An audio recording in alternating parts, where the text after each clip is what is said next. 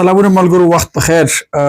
یو څه ښکلې موده وروسته بیا هم یو اقتصادي پادکاسټ، یو اقتصادي خبرې اترې پادکاسټ به ورته نه وایو چې دا پادکاسټونه هم دې ورځو کې ډېر شوي دي. یو کتاب دی په دنیا کې ډېر زیات مشهور، په 2019 کې راوتی دی، د باټم بیلیون په نوم باندې. باټم بیلیون چې ما پښتو ته ما یې ژباړم شروع کړې، په فیسبوک کې مې ویلي وو. د دې نوم ما پښتو ته 1 میلیارډ فقیران ژباړلی دی. دا د کولیر په نوم یو لیکوال دی، هغې لیکلی دی او بیا په میلیونونو ټوکه دا خرڅ شوی، په لسګونو ژبو باندې ترجمه شوی. دې کتاب کې څه دي؟ 1 میلیارډ فقیرانو کې دغه کتاب په هغه هیوادونو باندې چې وروسته پاتې دي، بالخصوص هغه هیوادونه چې په وچه کې ایسار دي لکه افغانستان، او دې کې د فقیرانو شمېر چې دی یا بېوزله یا د فقر کرښې لاندې چې ژوند کوي هغه 1 میلیارډ پورې رسېږي یا 10 میلیونه پورې. د دې څخه اول دا ستونزې څېړل شوي دي او بیا د هغې عملي حل لارې وړاندې شوي دي، او عموماً بیا هغه کتاب کې ویل شوي دي چې 4 دامونه دي یا ټراپس دي چې دغه هیوادونه یې وروسته پاتې کړي. زه نه غواړم جزئیاتو ته لاړ شم، صرف دغه کتاب چې ما اول ځل ولوستو یو څو میاشتې مخکې، نو ما ته یو څه نقطې ځان سره نوټ کړلې. یعنې دا نقطې چې زموږ وطن ته عملاً په درد خوري او په کومو داسې ما یو څو نقطې ترې راایستې، مثلاً داسې یو 10 موارد مې ترې راایستي دي چې کولی شي عملاً موږ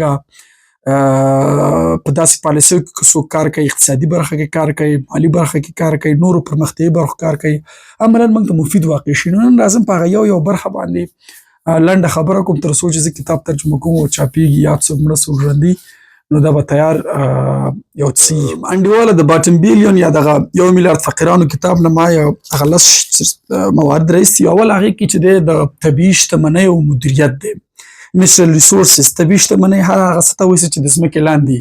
په دې کې په ډېرو واضحو ټکو ویل کېږي چې دا د راتلونکو نسلونو شتمني ده. دا نن ورځ زما او ستا نه ده، بلکې دا د راتلونکو نسلونو شتمني ده. او مثلاً دغه شتمنون، مثلاً که په ساده ټکو ووایم، دا کانونه، دا طلا، دا ګاز، دا زمرود، دا لاجورد، هر څه چې د ځمکې لاندې، دا د خدای یو ډېر غټ نعمت دی انډیواله. خو که دا سم مدیریت نشي، دا نعمت دې هیوادونو ته په لعنت ګرځي، او دا لعنت نه تنها چې په اوس وخت کې بلکې راتلونکو نسلونو ته هم په لعنت باندې ګرځي. زه دا باید دغه کویلر وایي چې دغه شتمني باید زموږ او ستاسو اوس ونه ګڼل شي، بلکې د آینده نسلونو ته پرې ډېر کار وشي. دا به څنګه تطبیقي طرحه باید څنګه وي، دې مدیریت به څنګه کېږي؟ د دې لپاره دا کتاب چې ما ولوست یو 4 موارد مې ترې راویستل چې د طبیعي منابعو مدیریت څنګه کړي. مثلاً اول دلته چې ټکی پکې ډېر مهم دی، هغه باید قوانین موجود وي او ډېر شفاف قوانین باید موجود وي. داسې قوانین چې شفاف وي، واضح او حساب ورکوونکي وي ته ولس ته. دا پکې لومړی ټکی و. دویم، د دغه قراردادونو دپاره، چون دا قراردادونه وړې کمپنۍ ډېرې کمې کوي، غټې کمپنۍ، نو دې دپاره ورته وایي EITI. ما دلته راغوستی دی چې Extractive Industries Transparency Initiative، یعنې د استخراج کوونکو صنایعو د شفافیت هغه کوم ابتکار چې دی په دنیا کې، داسې یو انیشیټیو دی چې ټول هغه هیوادونه چې په دې برخه کې کار کوي هغې ورته متحد دي. دغه قراردادونه باید د نړیوال سټنډرډ سره سم وي. کله چې موږ یو نړیوال سټنډرډ، نو هدف ترې نه دا EITI دی چې Extractive Industries Transparency Initiative، د هغې سره باید دا سم اوسي. درېیمه خبره، د دې قانونو طبیعي شتمنیو نه کولیر وایي چې تاسو ته کوم عواید راځي، دا ځانګړي کوي یو ډیولپمنټ سیکشن ته، یو پرمختیایي برخې ته یې ځانګړي کوي چې د یو هېواد یو غټ پلچک پرې جوړ شي، سړکونه پرې جوړ شي، میګا پروجیکټس د کارموندنې دپاره پرې جوړ شي، یعنې داسې فیل شي په ټولنه کې چې د کان نه دا عاید راغی او په دې باندې ولګېدو. بل قانونه په دغسې هیوادونو کې بدبختي دی، غریبو هیوادونو کې زیاتره د شخصي ګټو دپاره کارېږي. نو کولیر وایي چې د قانونو مدیریت باید د دې په موخه نه چې شخصي ګټې پکې ډېرې شي. نو عموماً د شتمنیو سم مدیریت چې دی، لومړی ټکی دی چې کولیر په باټم بیلیون یا د 1 میلیارډ فقیرانو کتاب کې ورته اشاره کوي.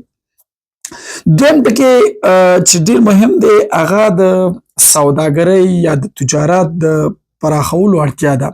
دغسې هیوادونه چې په وچه کې ایسار دي، دا خو یو لویه بدبختي ورته وایي، که طبیعي ورته وایي او که غیر طبیعي یا د انسانانو په لاس وایي. کله چې یو هیواد په وچه کې ایسار وي، بهر ته لاسرسی ونه لري، نو د اقتصاد عموماً په ښه حالت کې نه وي. نو که دا هیوادونه چېرته له نړیوال بازار سره وصل نه شي، د دوی اقتصاد، د دوی پرمختګ منزوي کېږي. دغسې هیوادونه کولیر وایي، زه خپل وطن مې ذهن کې، نو دوی باید د نړیوالو بازارونو سره حتماً وصل شي. او سوداګر یا پانګوال باید تشویق شي، د هغې لیوالتیا باید دې ته وښودل شي چې دی راشي دلته پانګونه وکړي او په سوداګرۍ کې فعاله ونډه ولري. ښه دا څنګه کې؟ دا خبرې خو ډېرې دي، هر څوک یې کوي په کتابونو کې. اول کولیر طرحه وړاندې کوي چې تاسو ګمرکي پالیسۍ اصلاح کوئ. ګمرکي پالیسۍ په دې معنی باندې ته د صادراتو او وارداتو کې اسانتیاوې رامنځته کړي. ګورئ موږ مثال د خبرې زموږ د سبزي او میوو موسم چې شي زموږ ټرکونه ولاړ دي په زرګونو موټرې هغه میوې خوسا شي، دلته بیا څوک دې برخه کې انویسټمنټ ته زړه ښه کړي. یعنې موږ سره روابط د هېوادونو په دې کچه باندې دي. دویم د ګاونډیانو سره چې کوم سوداګریزې لارې ویلارۍ کولیر وایي د هېوادونو د غریبو هېوادونو ته هغه پراخې کوي. مثلا که موږ اوس د افغانستان مثال لرو نو مثلا تورخم موږ کرښه لرو، یا مثلا چابهار یا مثلا د واخان اوس بحثونه کېږي، دا باید پراخه شي او دې باندې باید حکومتونه ډېر زیات فوکس وکړي. بل د سوداګریز تړونونه باید دا هېوادونه ډېر وکړي، داسې هېوادونه چې په وچه کې ساري سوداګریز تړونونه ورته ګټه کوي. بل عموما دغسې هېوادونه باید دوی کوښښ وکړي د سوداګرۍ د پراخولو په برخه کې چې صادراتي توکو ارزښت زیات کړي، دوی ته تشویق یې کړي، هغه څوک چې په تولیدي برخه کې کار کوي، پانګونه کوي، فابریکې او شیانو کې انویسټمنټ کوي، هغه باید تشویق کړي. نو دا دویم فیکټر چې کولیر په باټم بیلین کې وړاندې کوي، لومړی د قانون یا شتمنیو سم مدیریت، دویم د سوداګرۍ د پراختولو اړتیاو په دې باندې تمرکز وبخئ. دریم فیکټر چې کولیر وړاندې کوي هغه ښه حکومتولي ده او د پانګونې دپاره یو بنسټ وي. تاسو پوهېږئ پانګوال کومو هېوادونو ته ځي، سرمایه ګزاران کومو هېوادونو ته ځي؟ هغه هېوادونو ته ځي چې هلته قانون واکمني، چې هلته قانونمندي، هلته ښه حکومتداري، هلته فساد کم وي، هلته اداري پروسې چې ثابت وي. دلته که اوس افغانستان کې راځي سپینې سپینې به وي، افغانستان کې چاته ووایه چې ته راشئ $1,000,000 سرمایه ګزاري وکړه یا $2,000,000 سره انډیواله حالات داسې معلوم نه دي چې حالات به کوم طرف ته ځي. ګوره سټیبلیټي په دې معنا باندې چې یو هېواد کې ثبات ارام وي نو هلته به پانګه ورته څه شی کېږي، راجذبېږي به. نو سیاسي ثبات، د قوانینو شتون، ښه حکومتداري، دا به څه شی کوي؟ پانګه به راجذبوي. نو تطبیق دپاره زه د حکومتدارۍ د برخې متخصص نه یم، خو د قانون حاکمیت ته لومړیتوب ورکول، اداري فساد محوه کول یا کچه یې بیخي راټیټول، پانګوالو دپاره دا ون وینډو یو قسم نور خدمتونه رامنځته کول، او بل دا د قراردادونه چې عموما غټ کېږي دې کې باید شفافیت ووسي، داسې نه چې هغې کې بیوروکراسي ډېرې، نیپوټیزم، خپلوان پالنه پکې ډېرې، شخصي ګټې پکې ډېرې، نه، شفافیت باید په قراردادونو کې وسي. بل ګورئ مهمه خبره چې ډېر بحثونه پکې کېږي افغانستان کې، ډېر بحثونه، هغه د تعلیم او مهارتونه دي. په یو هېواد کې بالخصوص افغانستان غوندې هېواد کې چې ځوانانو کچه پکې ډېره ده، نیروی بشري ځوانان ډېر دي، هلته باید په دی په سکلز باندې کار وشي، په مهارتونو باندې کار وشي، تعلیم باید په دې باندې کار وشي. نو عموما تاسو وګورئ ښه دغه پرمختللي هېوادونه چې دي دی اصل کې ډایرکټ سرمایه ګزاري خپل وطن کې نه کوي چې وطن جوړ کړي، دی په خپلو خلکو باندې سرمایه ګزاري کوي، په ولس باندې سرمایه ګزاري کوي، ولس یې سبا خپل دا هېواد بېرته جوړوي. تاسو وګورئ د هندوستان غټ صادرات ټولې دنیا ته څه شی دي؟ بشري قوه. تاسو ګوګل کارپوریشن وګورئ، هندوان به پکې، تاسو ورلډ بانک وګورئ، هندوان به پکې، تاسو نور نړیوالې ادارې وګورئ، هندوان به پکې، تاسو دغه کرکټ بورډ وګورئ، نړیواله شورا، هندوان به پکې، تاسو چې د نیرو ګورئ قوي، هلته به هندوان دی دنیا ته بشري قوه ورکوي، ولې چې په خپلو خلکو باندې سرمایه ګزاري کړې ده. نو تعلیم ته ارزښت ورکول، مسلکي زده کړو ته ارزښت ورکول، د دې په تطبیقي طرحو باندې نه غږېږم، نور موږ پوهېږو چې تعلیمي برخه باید څنګه تقویه کړو، نه غواړم چې ډېر وخت پرې ستاسو ونیسم. بهرنیو مرستو باندې ما ډېرې خبرې کړې دي، ویډیوګانې مې په دې فیسبوک شته. دغه بهرنۍ مرستې که سمې مدیریت نه شي یا په شرط یا غیر شرط یا قید یا غیر قید مرستې ستا ته راځي، دا که سم مدیریت نشي په دې د دې چې ستا اقتصاد جوړ کړي، ستا اقتصاد تخریبوي. موږ په تېرو 20-25 کلونو کې ولیدل چې نړیوالو مرستو زموږ ملي اقتصاد پس کو، سست یې کو، اقتصادي وده یې سست کړله، په ځای د خلکو توقعات لوړه شول، خلکو په زرګونو ډالرو د معاشونو په تمه دي، اوس په 20,000 افغانۍ څوک کار نه کوي، دا ولې چې په نړیوالو مرستو باندې شو. نو نړیوالې مرستې باید مدیریت شي، مدیریت په دې معنی تطبیقي طرحه د مرستو لپاره د حسابدهي او سیستم هر حکومت، هغه د افغانستان یې که بل یې چې داسې یو غریب وي د باټم بیلیون د فرمول لاندې باید د مرستو واضح حساب باید موجود وي، څومره راته راغلي، څومره د انډیواله په ما وصله کړي، څومره تا واغستې ډونر. صحیح دی. بل پروژې باید وارزول شي. هره نړیواله اداره چې خپلې پروژې لري دا باید وارزول شي. بل د مرستو پر ځای باندې همدغه موسساتو سره کیني چې تاسو که موږ ته مرستې راکوئ نو دا د سرمایه ګذارۍ په برخه کې که اقتصادي بودونه ولري نو ډېر به ښه. او بل د نړیوالو ادارو سره باید شفافې اړیکې او دا شیان نور نه غواړم چې ډېر وخت پې ستاسو ونیسم.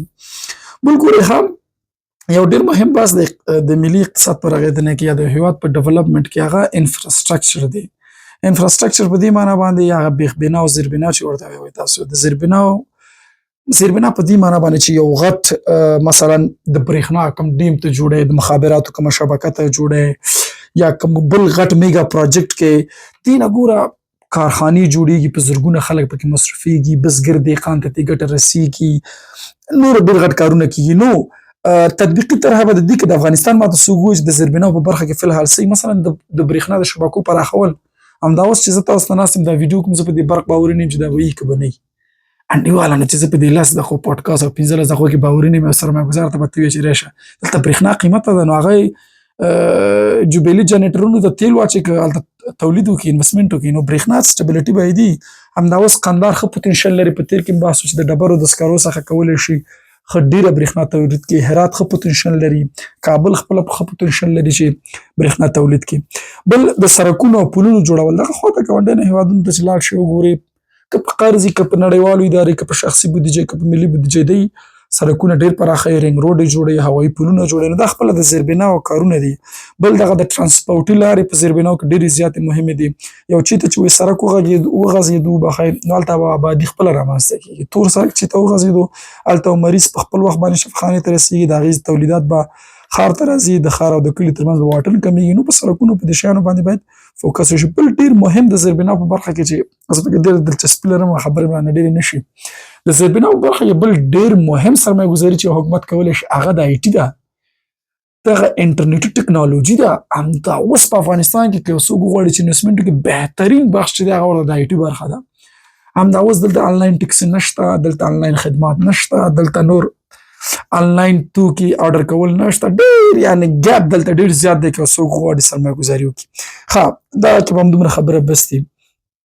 بل ګورئ دغه خصوصي سکتور نه دی، دې ته وده ورکول. اوس افغانستان نشي کولی چې خپل د دې اقتصاد هغه شیوه بدله کړي او ووایي چې زه یو آزاد بازار نه انکار کوم او آزاد بازار د نه یو مقید بازارونه دي او بل نه بدلېږي. انډیواله ته اوس د نړۍ د اقتصاد یوه برخه یې، ته آزاد بازار لرې، نو ته مجبور یې چې خصوصي سکتور ته وده ورکړي.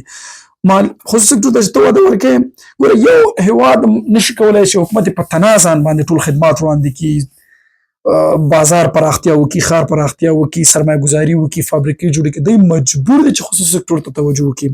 خصوصي سکتور ته توجه کول ډېر اسانه دي. لومړی مالیات اسانه کړه، مالیات مه سختوه. صحیح دی، زه تاته نه یم چې مالیات مه صفر کوه. مالیات صفر کول په دې معنی چې بیا به ولس ته خدمات نه کېږي. مالیات شفاف کړه، اسانه یې کړه. دویم کاروبارونو رجسترول اسان کړه. یو څوک غواړي چې یو جواز واخلي، ولې نشي کولی چې په یو ساعت کې یو جواز زه واخلم چې زه غواړم یو $10,000 $20,000 انویسټمنټ وکړم. روز په ورو باید دا سخت نه شي، باید اسانه شي. بل کوچنی او منځنی کچې کاروبارونه چې دي، اس ام ایز دي، سمال اینډ میډیم انټرپرایزز، دې ته پورونه ورکړه. همدا اوس ولې عزیزي بانک پورونه په اسانۍ نه ورکوي، کابل بانک یې نه ورکوي، یا بل میوند بانک، باختر بانک، هر څه چې غضنفر امثالو هم زه نه غواړم چې کوم بانک ټارګېټ کړمه، دی باید دا اسانه کړي.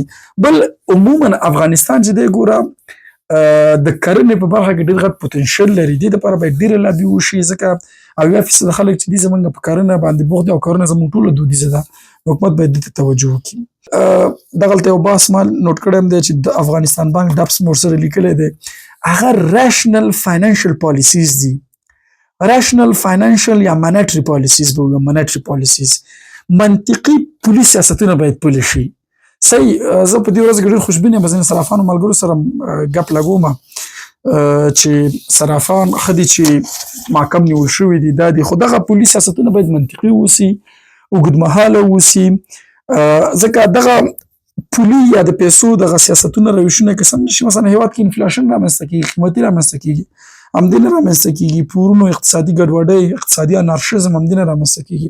نو د باټم بیلیون د کتاب په اساس باندې چې دغه ټکو ته باید ډېره توجه وشي. د دې بیا نور د خپله چې هر یو برخ دی خپل غټ باب دی په اصطلاح باندې، چې نورې رشتې به لري، خو په کل کې د یو حکومتونو دپاره، د غریبو حکومتونو دپاره لکه افغانستان باټم بیلین یا 1 میلیارد فقیران کتاب چې دی یو بیخي فریم ورک دی، یو ګایډ لاین دی، تنها تشې خبرې نه دي انډیواله. ډېره زیاته مننه. خدای مو خوشحاله لره. آباد اوسئ.